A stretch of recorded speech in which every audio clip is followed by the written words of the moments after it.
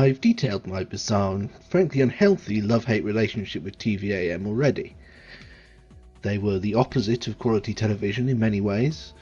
They often lacked for basic competence, and by the end of the 80s they were explicitly Thatcherite propaganda broadcasting headed by a ruthless, despotic proto-Tony Abbott.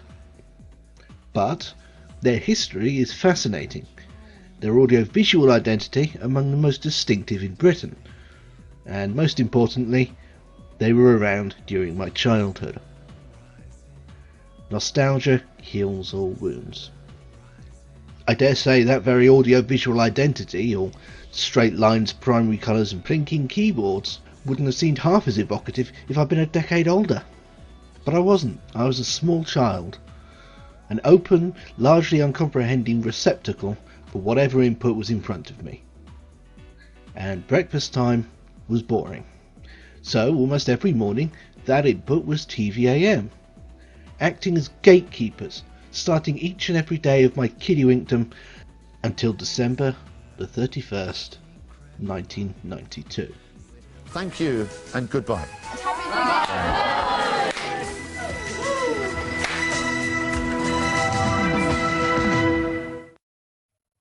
And we all know how much children hate change. That's it. That's it. Just remains for us, on behalf of everybody here at TSW, to wish you a very happy new year, a very good night, and goodbye. I resented TVAM's replacements almost as much as I did TSW's. Although TSW didn't pull the same trick in their last year that the breakfast broadcaster did. Slashing the budget to 8p and a pickled onion, systematically closing every department that made any shows not set on that sofa, and reducing the programming itself to non-stop empty celebrity gossip and meaningless tabloid bibble. Effectively choosing to visibly rot off the TV instead of gracefully bowing out. By the time it ended, it was only marginally better than it had been during the strike, when Good Morning Britain was being shot and lit by Camden Lock receptionists and the like. Petulant? Sure. But it set a low bar for its successors to hurdle. Anything would be better than the death rattle of TVAM. I'd like to time to the last millisecond is to take us off air. Something like this.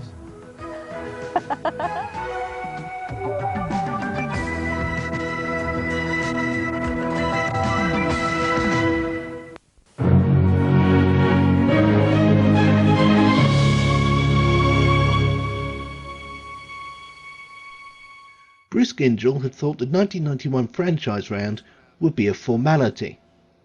His station was the favourite of Margaret Thatcher, who'd instituted the 1990 Broadcasting Act that turned ITV into a giant game of Monopoly.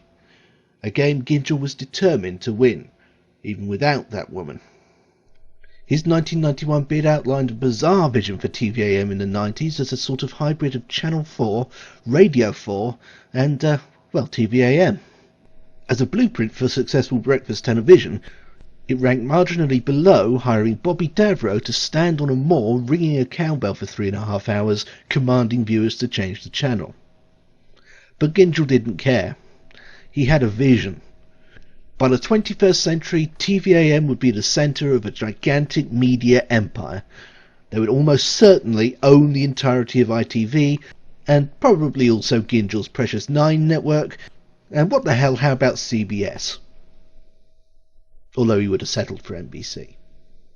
Camden Lock would be the centre of all the world's media, and the workers would finally know their place forever.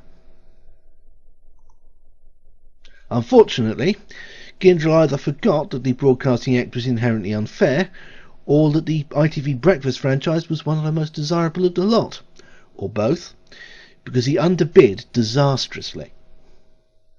TVAM, the most fiscally successful TV station on earth at the time, finished a distant third in the race for its own survival.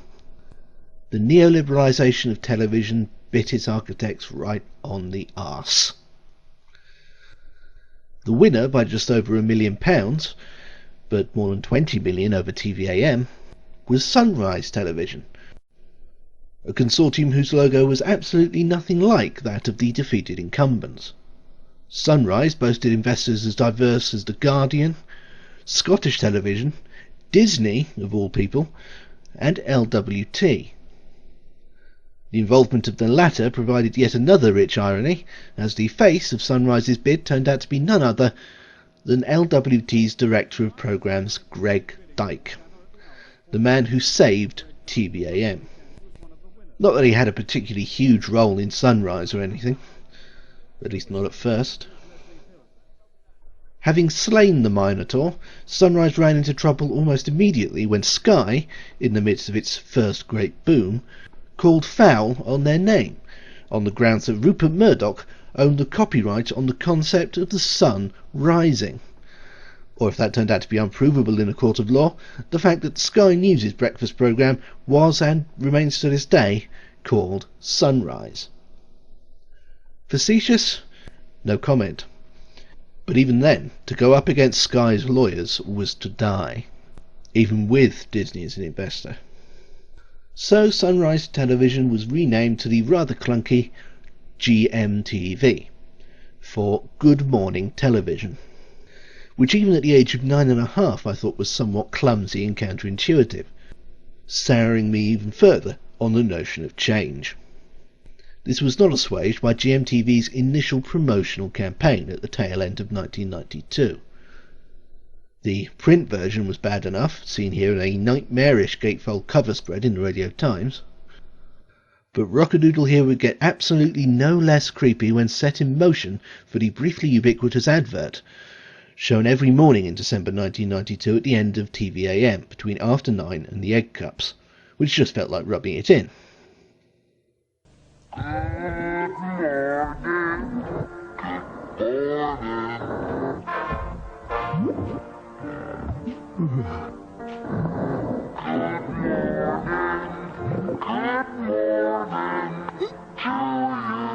Don't get out of bed on the wrong side. Get out of bed on the bright side. Good morning, TV! 3.5 hours of the brightest breakfast TV you've ever seen. Good morning to you. There are so many things wrong with this, I'm going to concentrate on the technical one. It's a basic category error. It's an advert, rather than a trailer. It's not made by GMTV, it's made by Abbott Mead Vickers, or Saatchi and Saatchi, or some other bastards.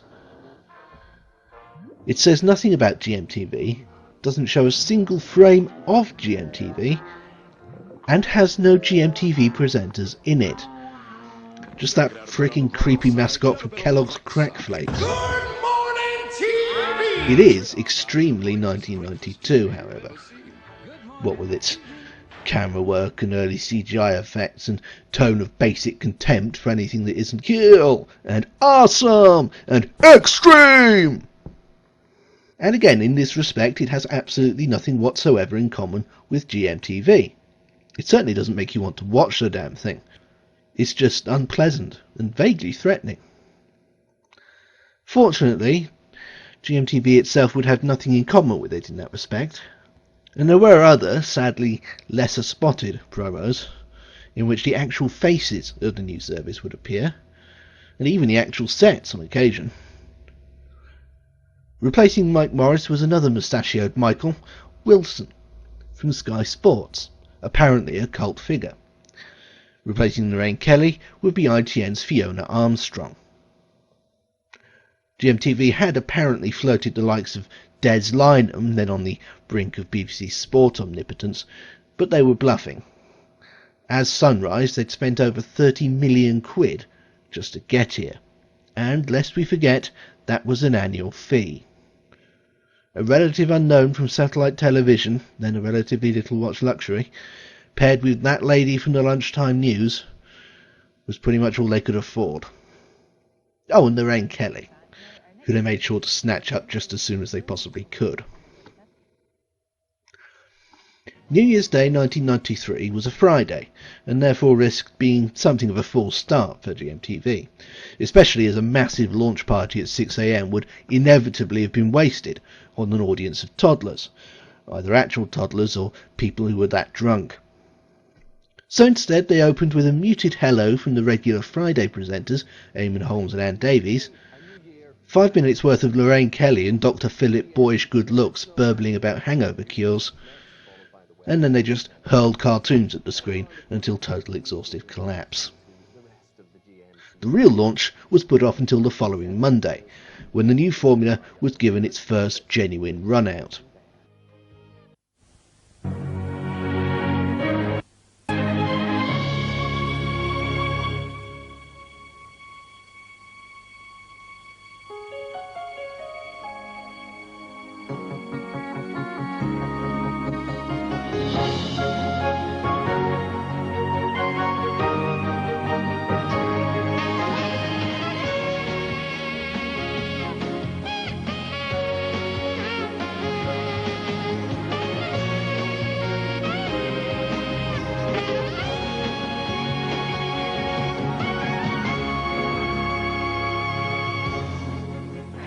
Hello and welcome to GMTV at 6 o'clock on Monday, January the 4th. I'm Fiona Armstrong. You're watching Britain's newest and brightest breakfast TV station. And I'm Michael Wilson. Hello, and a very... Instead of a living room type ambience, GMTV moved breakfast television, logically enough, to the breakfast table. Surrounded by entirely pointless bookshelves, a painting of a sunrise that, while never confirmed, seemed to be deliberately paying tribute to their predecessors, and most astonishingly of all, an actual working fireplace, which actually set the company back a further 15 grand, mostly on a chimney to make sure that the presenters didn't visibly choke to death on screen.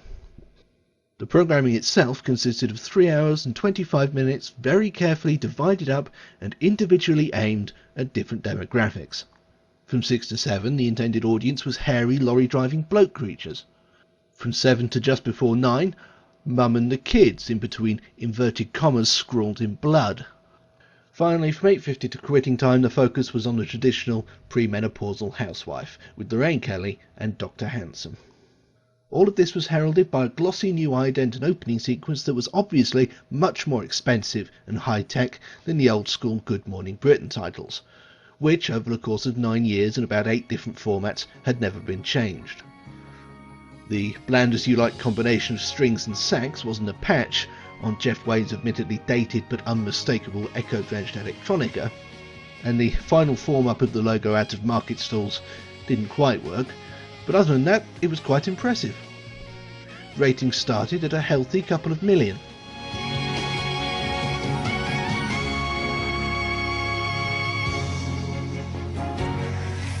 It's 8 o'clock on Wednesday, January the 6th. You're watching GMTV. GMTV was a roaring success for all of 8 nanoseconds, before someone glanced at the viewing figures across its first fortnight and spotted tens of thousands of people running away.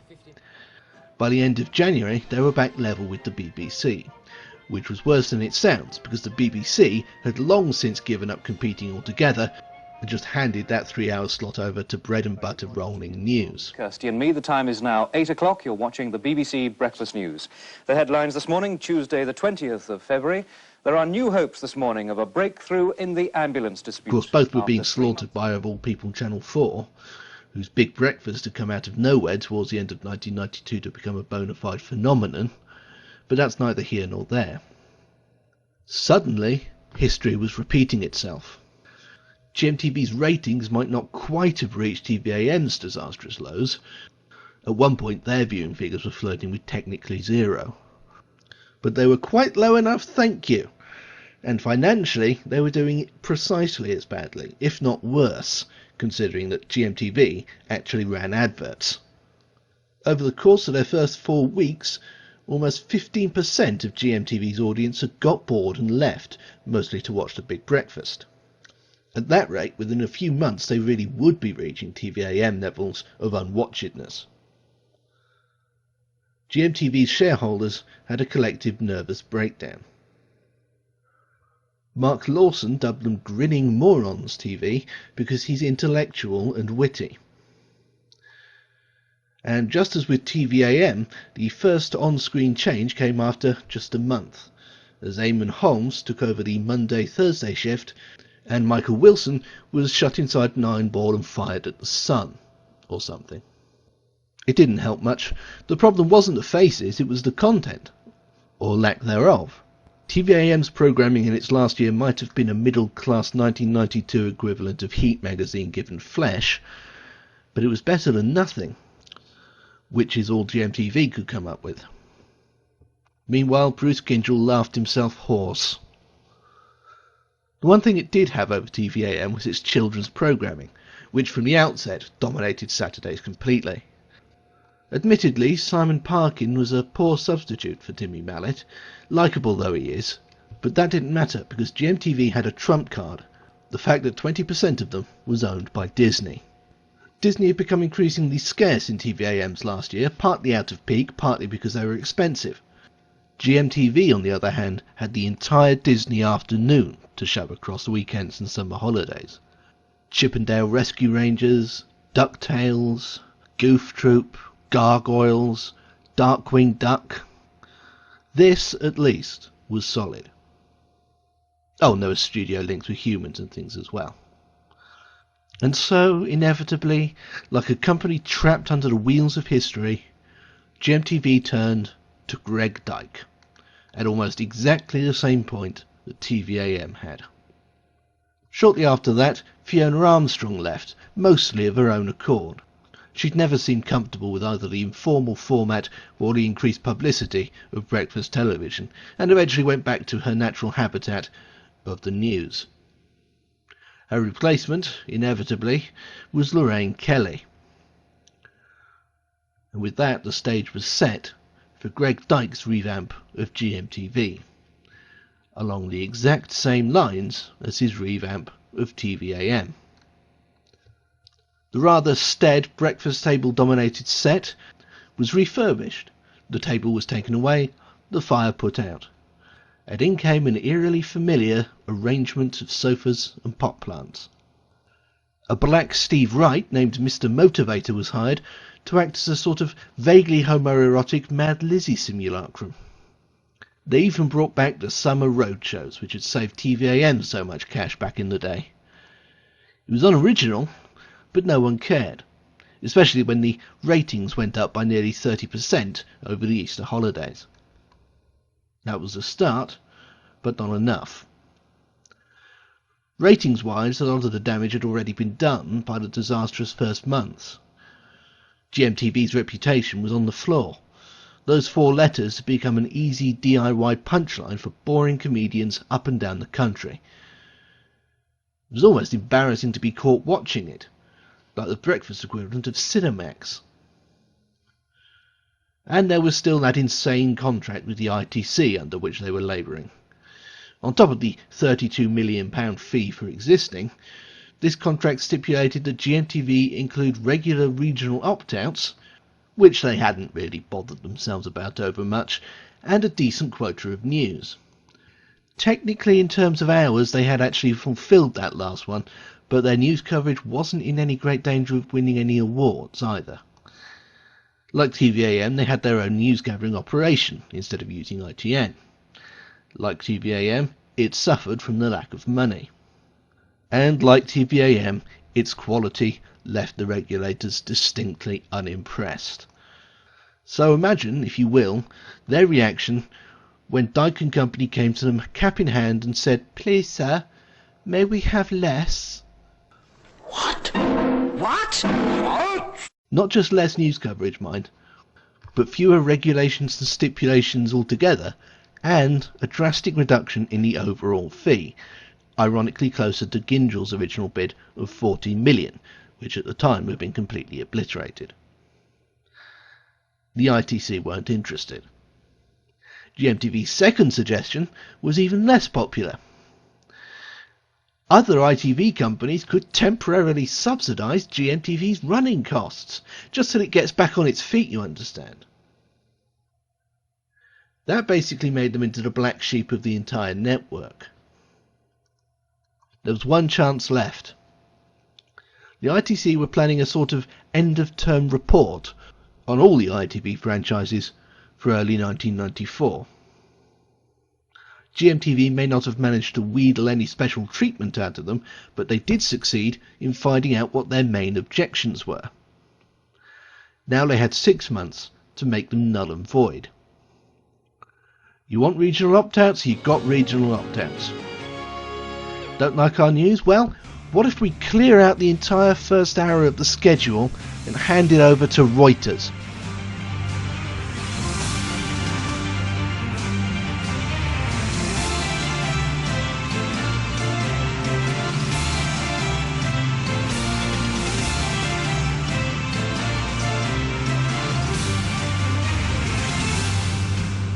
And it worked. GMTV's ratings went up, occasionally beyond 1 million. And in May 1994, by which time Greg Dyke had left, the ITC agreed to revise their contract. The news quota was reduced, factual programming was made non-compulsory, and basically all involved finally admitted that the breakfast time / TVAM formula of friendly people sitting on sofas chatting about nothing of import whatsoever was what people wanted to see at that time of day, as opposed to any sort of real television, which had been repeatedly tried over the years and had repeatedly failed. The final piece of the GMTV puzzle fell into place in the summer of 1994. They still hadn't convincingly replaced Fiona Armstrong as head lady presenter, partly because said presenter would have to host alongside Eamonn Holmes. But for that year's summer roadshow, GMTV stumbled upon the former Blue Peter presenter, Anthea Turner.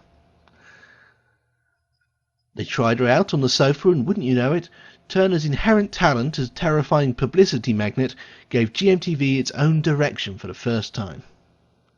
Not that she got on any better with Eamonn than any of her predecessors had, in fact probably worse.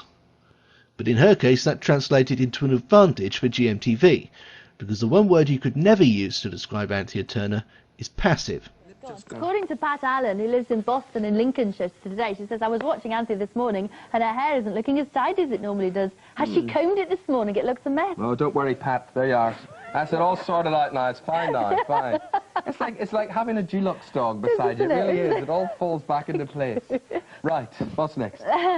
Can you read that? Talking turkey or no, something next. Turkey. No, not Jane real Asher's turkeys. 59 Days of Christmas. The visible tension between Eamonn and Anthea made GMTV grimly fascinating viewing, like staying at a bed and breakfast owned by a couple who patently should have divorced years earlier but wouldn't give the other the satisfaction, and so stayed together out of sheer spite. You could lay bets on when it would all come to blows. Turned out to be in 1996, when Anthea abruptly quit after one insult too many. But GMTV didn't mind. They'd just turned a profit that year for the very first time. Meanwhile, the Big Breakfast had lost Chris Evans and half its viewers, and things were going to get worse, and then worse, and then worse, before they got better, and then worse. And with the BBC still blithely dismissing the very notion of competing for this slot, GMTV finally ruled the roost, albeit by doing almost exactly the same things its predecessor did, except in pastel shades instead of primary colours. And so GMTV toddled along like TVAM2 until 1998, when it suddenly dipped back into the red. Once again they went cap in hand to the ITC, this time pointing out the regulator's language in the latest end-of-term report about how the station was now completely great and stuff. The ITC promptly slashed 30 million off their licence, which had gone up to 50 million in the interim, hauling the company back into the black and justifying the expense on the brand new CGI logo.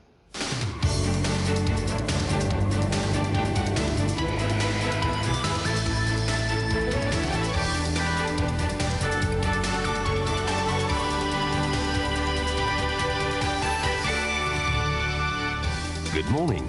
You're watching GMTV with Eamonn Holmes and Esther McVeigh. I think this was meant to look classier than the old one. It does not.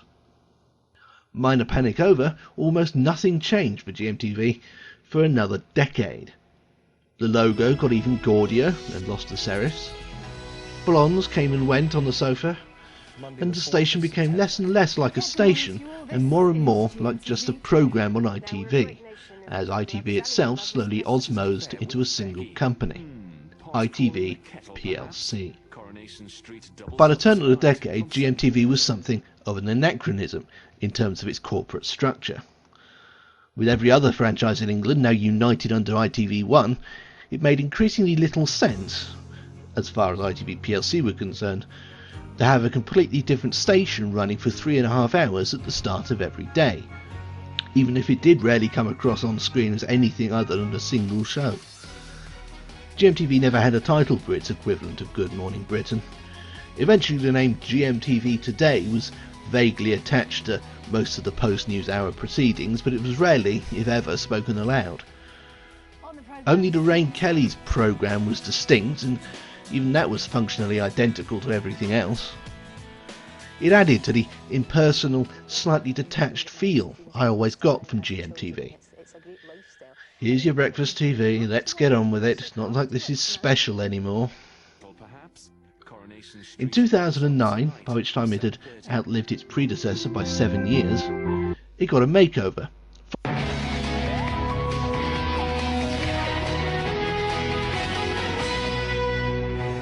Finally dropping the sun motif, at least directly, in favour of a sort of pill-shaped thing that matched the prevailing trends in graphic design at the time. It was clean, simple, vaguely geometric, and boring. That 1993 theme tune remained, however, even though its significance had by now been completely lost. And of course the format of the programme didn't change a tiny bit. But ITV plc were increasingly chafing at GMTV's mere existence. They had control of the entire Channel 3 portfolio in England and Wales, apart from 3.5 hours every day. Carlton and Granada had bought out everyone else in the country bar Channel, Scottish and Ulster, but neither had ever managed to take over GMTV. They hadn't really tried. During the gold rush of the 90s, either it hadn't occurred to them, or it hadn't seemed worth it. The idea of ITV Breakfast being a separate franchise, a separate station, still seemed to make sense in their heads at the time. But now it was just a vestigial tale, a relic of the old way that had forgotten to die out. The coastal town that they forgot to close down. It was time to let nature take its course. GMTV delenda est. By the time of the 2009 relaunch, ITV plc already owned 3/4 of GMTV. The rest was Disney's. Carlton or Granada, while they were separate, probably wouldn't have had the clout to go up against the mouse. But ITV plc did. And by November 2009, GMTV was entirely owned by ITV. It was now a question of when, not if, it would be replaced. And it finally came to an end in September 2010. With it went the last vestiges of the concept of ITV Breakfast, as the company that had been GMTV was now renamed, as a separate franchise. The replacement breakfast show would be just that, a show, not a station, not even in name only. From GMTV, Daybreak starts on Monday, and it's fingers crossed for them. Really good luck, but from all of us at GMTV. God bless. Bye-bye.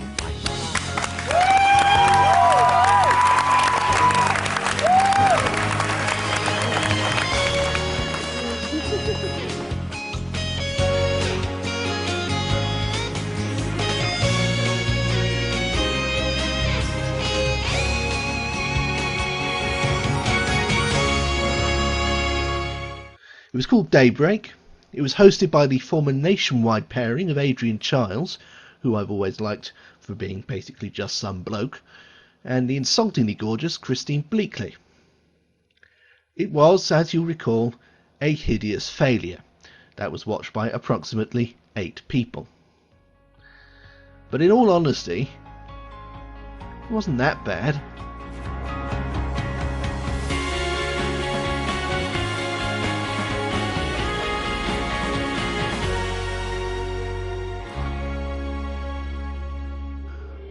Wasn't that different from your standard breakfast programme, just depressingly underlit and overthought. I've got a theory that it's impossible for any new breakfast programme to succeed, especially on ITV, not only because the breakfast time / TVAM format is literally the only thing that has ever worked in that slot on mainstream British television, but also because the media love bringing these things down. Daybreak made some fundamental mistakes at launch. No obvious tone, the presenters obviously weren't right for that time of day, the set design was bleak and unlovely, but it was better than TVAM at launch and roughly on a par with GMTV at launch. Its main issue was that it just never really persuaded anyone of its fundamental right to exist over that of GMTV. Except for the ITV PLC board, of course. Eventually, they transformed it into just TVAM again. Good morning, welcome to Daybreak with Matt Barbette and Ranveer Singh. The top stories for you. One day they'll learn. The fact that they named Daybreak's replacement Good Morning Britain suggests that the message might just be starting to penetrate. If only they brought back the music. And the logo. Or any logo, really. I mean, what is that? That's not a logo, that's just a programme title on an orange blob. Still, the set is great, the pace is high, and poaching Susanna Reid from what I still insist on calling breakfast time was one of the few tactical triumphs ITV has ever made with regards to their breakfast service. I don't know, a breakfast show presenter, or how about someone who presents a breakfast show already? Could that work? Is that an idea? I don't know, is that too obvious? And of course, Lorraine Kelly is still there. One day she'll be buried at 7 o'clock in the morning. As for GMTV, there are people who mourn it as I do TVAM for the same reason. It was their childhood. It's never fun when part of your childhood dies. I still can't adjust to a world without Grange Hill, and remain woefully unprepared for that dark day when we lose Blue Peter. In comparison, for me, the loss of GMTV was a blip, but heartbreak for some, if only for what the name represented. It may not, in its 17 years, have had the history that TVAM crammed into its 9, but there's a lot to be said for reliability.